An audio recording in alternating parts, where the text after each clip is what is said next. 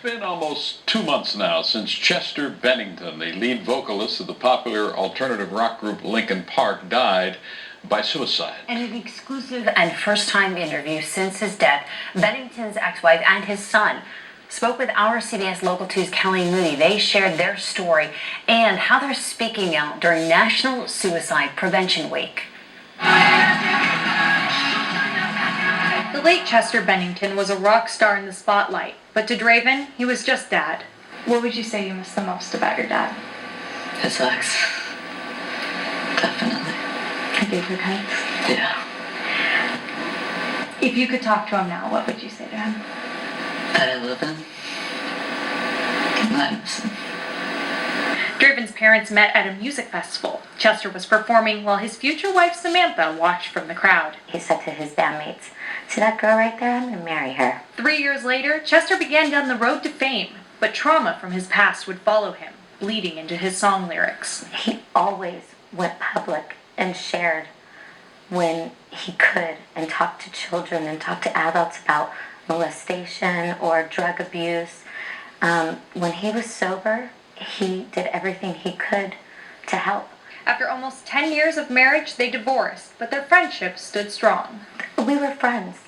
I got my best friend back, and we had a wonderful relationship. He told us everything, and I wish I knew that those were signs now. One of those signs, an antique family piano Chester gifted Draven and Samantha in the months before his death.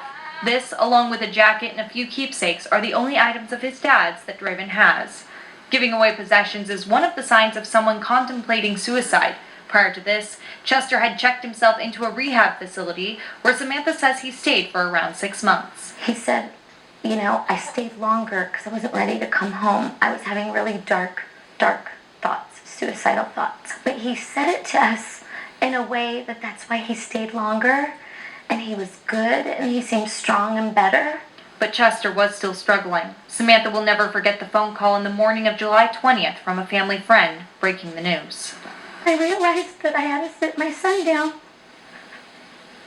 and tell my poor child he's just lost his father. It was like static at first. Like you kind of just don't know what's happening. And then it hits you like a punch like that. Following Chester's death, Samantha and Draven connected with Coachella Valley's local chapter of the American Foundation for Suicide Prevention.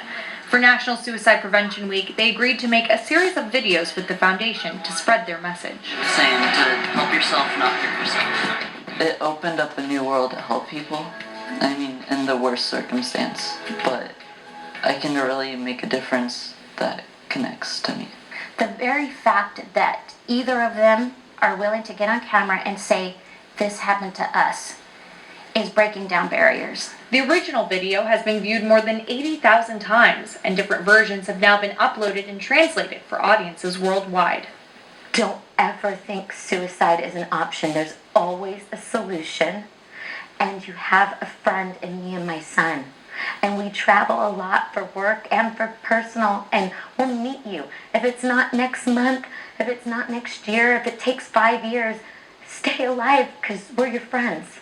Kelley Moody, CBS Local 2. How amazing that the family of this man that was iconic to so many is living his legacy now by talking about his death. She certainly seems committed, doesn't she? If you or someone you know is struggling with suicidal thoughts, call the 24-hour Suicide Prevention Lifeline. And that number is 1-800-273-TALK. TALK. Now, your first alert forecast from Chief Meteorologist Patrick Evans.